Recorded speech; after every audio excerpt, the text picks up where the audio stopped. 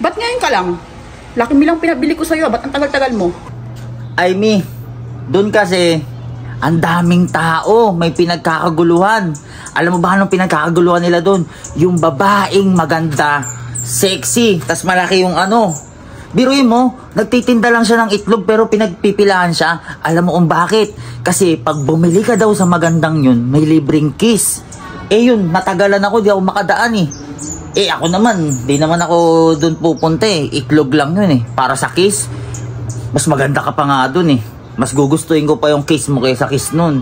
Ah, kaya ka natagalan. Buti naman hindi ka pumila doon. O asa na yung pinabili ko? Ito yung pinabili mo po, oh, Mia. Ay, ibigay ko na rin po yung sukli.